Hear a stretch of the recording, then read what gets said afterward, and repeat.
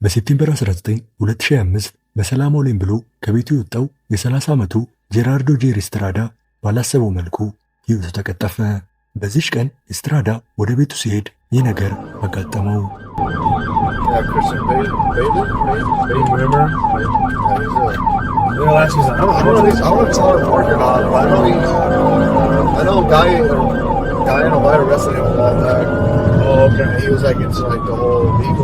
ኢስትራዳ አካባቢው ላይ የሚገኝ የቢራ መሸጫ እንደ ቀጂ ሆኖ ይሰራ ነበረ።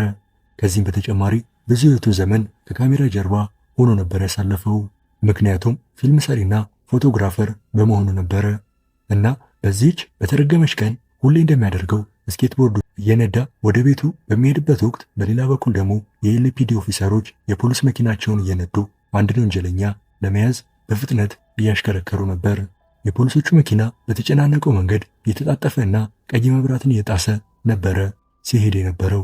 ነገር ግን የራሳቸው መንገድ ትተው ወደ ሌላኛው መንገድ ሲገቡ ይህ ነገር ተፈጠረ።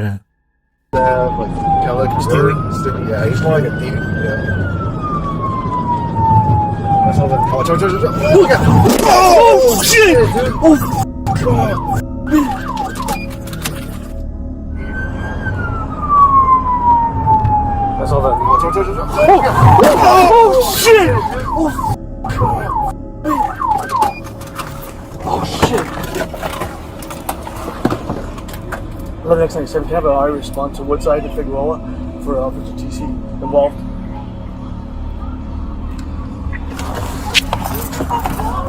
Is requesting a... He's over here! He's over here!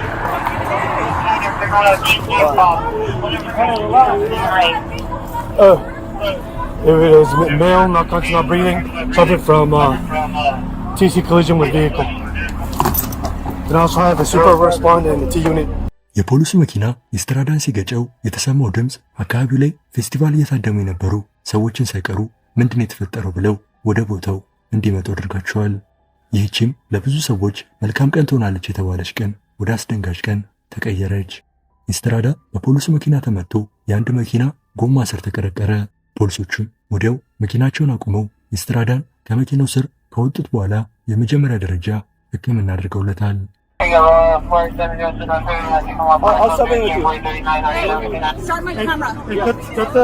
የሕክምና ቡድኖች ወደ ቦታው ደርሰው የቻሉትን ቢያደርጉም ኢስትራዳን ግን በግጭቱ ባጋጠመው ከፍተኛ ጉዳት እዛ ቦታ ላይ ሊሞት ችሏል። አሁን እስካለንበት ዲሴምበር ወር ድረስም ኤልኤፒዲ በዚህ አደጋ ላይ ምርመራ እያደረገ ይገኛል። ማንም ሰውም አልተከሰሰም። የገጨው ፖሊስ ጭምር ምንም የተባለው ነገር የለም። ይህም የኢስትራዳን ቤተሰቦች እንደጎዳው ብዙዎች ተናግረዋል። እና ይህ አይነቱ በፖሊስ መኪና ተገጭቶ መሞት የተለመደ እስከሚመስል ድረስ መብዛቱንና ይህም ነገር በአፋጣኝ እልባት እንዲሰጠው ጠይቀዋል።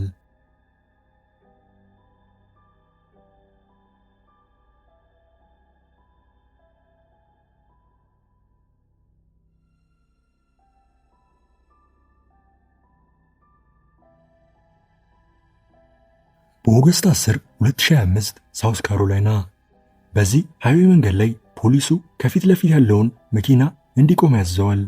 ከቆመም ከትንሽ ሰከንዶች በኋላ የተፈጠረው ነገር በጣም ልብ የሚሰብርና አስደንጋጭ ነው።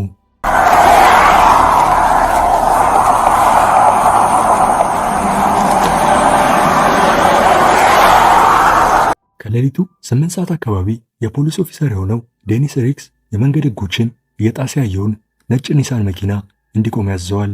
ካስቆመም በኋላ ለምን እንደዛ እየነዳ እንደሆነ ሲጠይቀው ብሬኪንግ ባድ የተባለ የቲቪ ሾው እየተመለከተ እየነዳ መሆኑን ነገረው።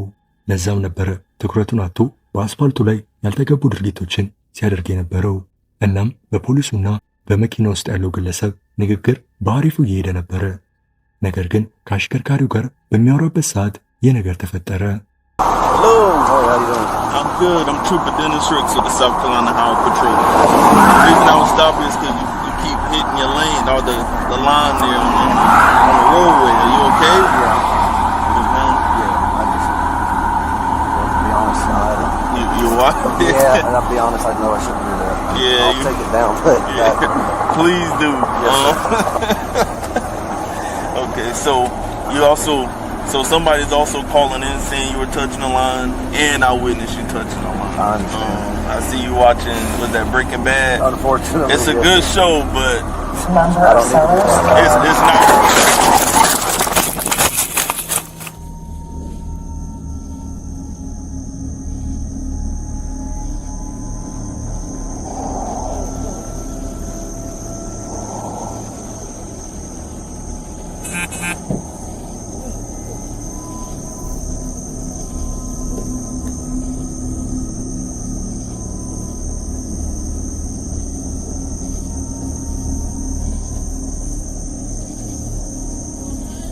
No! Call 911! Call 911! መንገዱ ሰላማዊ ይመስል ነበረ፣ ግን ይህ አንቶኒ የተባለ የ45 ዓመት ሹፌር መላ ነገሩን አበለሻሸው። በመጀመሪያ የሪክን የፖሊስ መኪና ከገጨ በኋላ በዛ ሳያቆም ሪክንም በከፍተኛ ኃይል ገጨው። በዚህም ሪክን አሽቀንጥሮ ጣለው። ገጪው የሆነው አንቶኒም ለ911 በመደወል አንድ ፖሊስ መንገዴ ላይ ቆሞ ነበረ፣ እሱን ላለመቅጨስ አዞረው፣ በድንገት ግን ገጨውት ብሎ ቢናገርም በፖሊሱ ዳሽካም ላይ ያለው ቪዲዮ ግን ሪክ በጭራሽ አስፓልቱ ላይ እንዳልቆመ ያሳየናል። እናም ከቆይታዎች በኋላ የመጀመሪያ እርዳታ ሰጪ ቡድኖች በቦታው ሲደርሱ ሪክን በሕይወት አገኙት። ነገር ግን ከመጠን በላይ ተጎድቶ ነበረ እና በአየሩ ጸባይ ምክንያት ሄሊኮፕተር መምጣት ስለማይችል በአምቡላንስ ወደ ሆስፒታል ወሰዱት። ዶክተሮችም ለ3 ቀናቶች ብዙ ሕክምና ቢያደርጉለትም እሱ ግን በሦስተኛው ቀን ሕይወቱ አለፈ። በኦገስት 13 2025 በአደጋው አስከፊነት ሕይወቱን አጣው ሪክ ባለቤትም ስለ ባሏ ጥሩነት በእንባ ተሞልታ ተናግራለች። በዚህ አደጋ ላይ ዋናው ተሳታፊ አንቶኒ መንጃ ፈቃዱ የታገደበትና ብዙ ጊዜም የትራፊክ ሕጎችን ስለሚጥስ እንዳይነዳ የተወሰነበት ቢሆንም እሱ ግን መንዳቱን አላቆመም ነበረ። አሁን እስካለንበት ዲሴምበር ወር ድረስም በፍርድ ላይ ይገኛል። እንዲከፍል የታዘዘውን $225,000 እስካሁን አልከፈለም። የፍርዱ ቀንም አልተወሰነም። ምርመራዎች እንዳሉት አንቶኒ ከዚህ በፊትም ብዙ ጥፋቶች ያጠፋ ነበረ፣ እናም ይህ አደጋ አንዱ ነው ሲሉ ተናግረዋል። እና ኦፊሰር ሪክም በሰላም ስራውን ጨርሶ ወደ ቤቱ ሊያመራ በሚዘጋጅበት ሰዓት በዚህ አስከፊ አደጋ ሕይወቱን አጣ።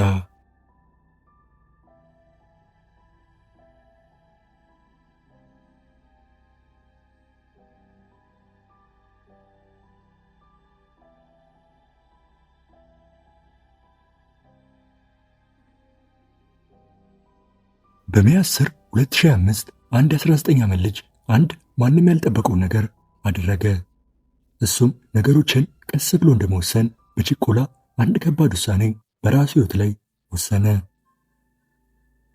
በሲያትል ዋሽንግተን የሚገኘው ሺፕ ካናል ድልድይ ላይ አንድ ነገር ተፈጠረ። በዚህች ቀን ጠዋት ይህ 19 ዓመት ልጅ በአንድ ታርጋ የሌለው መኪና ውስጥ ነበረ። ይህም መኪና በከፍተኛ ፍጥነት ነበረ የሚሄደው። በዛም አካባቢ ብዙ ጊዜ የአስፓልት ላይ የመኪና ውድድሮች ስለሚደረጉ ፖሊሶች እሱን ለመከታተል በቦታው ይቆሙ ነበረ።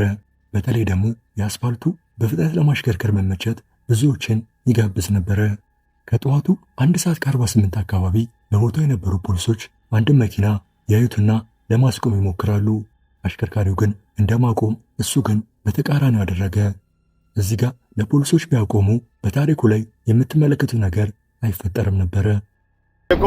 And he's crashing out 453 Seattle North 5 north of Lakeview. He's start emergency traffic. He's just before Ship Canal.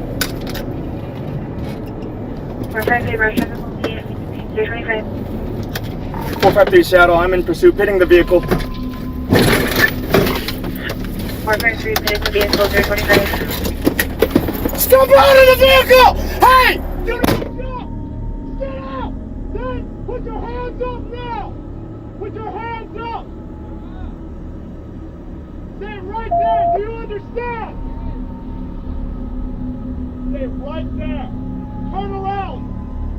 Turn around! Walk back to the sound of my voice! 453 I have one at gunpoint. 453 1 at gunpoint 026. Stay right there! So is he available for 520? Who else is in the car? 453 Seattle, I have the driver out of the vehicle. Passenger jumped over the bridge. Good! Verify over Ship Canal. Stay right there. Do you understand? Suspended revoked 30.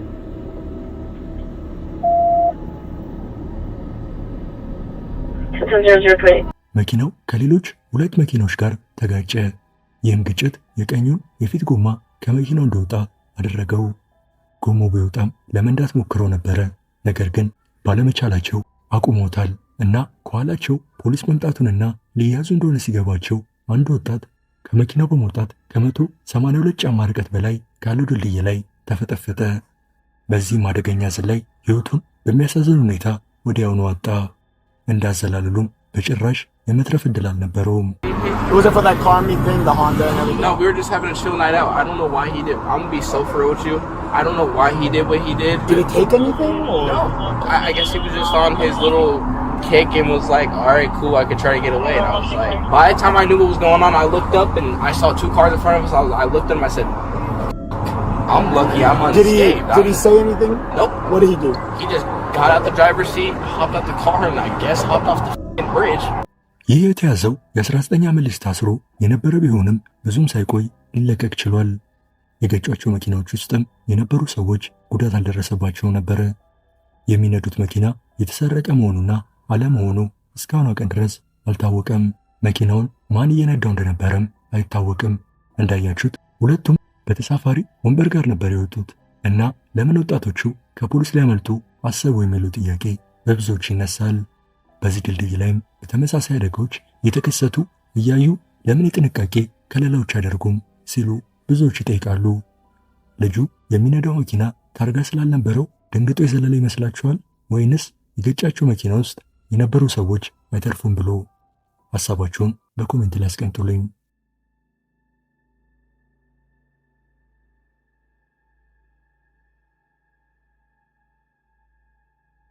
በሴፕቴምበር 5 2013 ቀኑን በሥራ ውለው ምሽቱን በቤታቸው እረፍት ለማድረግ በሚያቀኑበት ሰዓት በደቡብ አፍሪካ ታሪክ ትልቁ የመንገድ ላይ አደጋ ያጋጥማቸዋል። ማንምም ሕይወታችን በዚህ መልኩ ይቀየራልም ሆነ ያጋጥመናል ብሎ ያሰበም ሰው አልነበረም። ይህ ታሪክ የቆየ ቢሆንም ብዙዎቻችሁ እንዳልሰማችሁ ስለማሰብ ላቅርብላችሁ። በዛሽ ምሽት የ23 ዓመቱ ሴኔል ጉርነስሜ የተባለ ግለሰብ ካርጎ የጫነ ተሳቢ መኪና በመያዝ በቁልቁለቱ ወረደ። ሜ የኤስዋቲ ዜጋ ሲሆን ነገር ግን በደቡብ አፍሪካ ያለምንም የሥራ ፍቃድ እና የውሸት መንጃ ፍቃድ ይህንን የጭነት መኪና እንዲነዳ ተቀጠረ።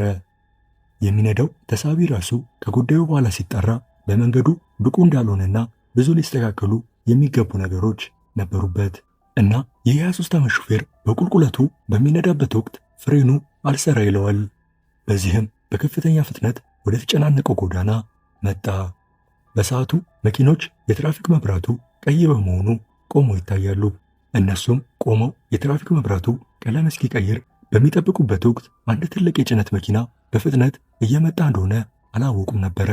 የዚህም የጭነት መኪና ፍጥነት ከ80 ኪሎ ሜትር ፐር አወር በላይ ነበረ እና እነዚህ ምስኪን የመኪና ሹፌሮች የትራፊክ መብራቱ ቀለም ሲቀይር 4 የሚኒባስ ታክሲዎች ብዙ ሰዎችን ጭነውና አንድ ቮልስዋገን መኪና ወደፊት መሄድ ጀመሩ።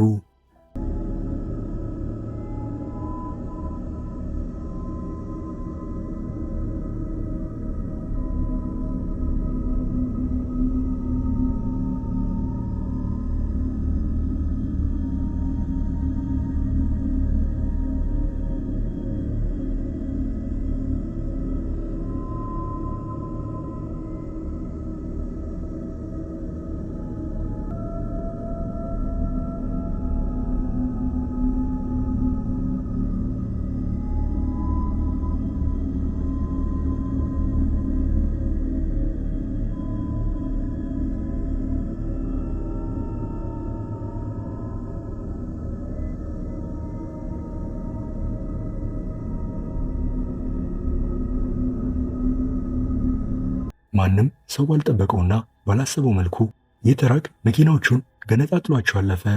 ያም ሰላማዊ የሚመስል ቦታ ወደ ለየለት የሲቃ ድምጾች ማዕከል ተለወጠ። የሕክምና ቡድኖች ወደ ቦታው ሲደርሱ ብዙ ሰዎች በየቦታው ተበታትነው እና ወድቀው አገኙ። አንዳንዶቹ ደግሞ በመኪኖቹ የቀሩ ክፍሎች ላይ ተገኙ። በዚህም አደጋ 22 ሰዎች እዛው በቦታው ሕይወታቸው አለፈ። 2 ሰዎች ደግሞ ሆስፒታል ደርሰው ሞቱ። በዚህም 24 ሰዎች ሕይወታቸውን አጡ። ወደ 80 የሚደርሱ ደግሞ በከፍተኛ ጉዳት ደረሰባቸው። የእርዳታ ቡድኖች ለብዙ ሰዓታት በመኪናዎች ውስጥ ተቀርቅረው የቀሩ ሰዎችን ሊያወጡ ሲጥሩ ነበረ። የጭነት መኪናው ሹፌር ሜ በዚህ አደጋ ትንሽ ጉዳት ነበር ያጋጠመው። ወደ እስር ቤትም በፍጥነት ተወሰደ። በፍርዱም 31 ክሶች ተላለፉበት እና በ2014ም በዋለው ችሎት ሜ 8 ዓመት ከ10 ወር እንዲታሰር ተፈረደበት። ነገር ግን በ2019 በአመክሮ ተለቆ ወደ ስዋቲኒ ዲፖርት ተደርጓል። ሜ የሚነዳው መኪና ባለቤት በቸልተኝነቱና መኪናው በነበሩበት ብልሽቶች የገንዘብ ቅጣት ተቀጥቷል። መርማሪዎች እንዳሉት የጭነቱ መኪና ፍሬን በጣም ሞቆ ነበረ። በዚህም ማርሹን ዝቅ ለማድረግ ምንም ምቹ አልነበረም። መኪናው በውስጡ ባሉ ችግሮችና የሹፌሩ ልምድ ያለመኖር ተደማምሮ መኪናውን ለማቆም የማይታሰብ ነበረ ሲሉ ተናግረዋል።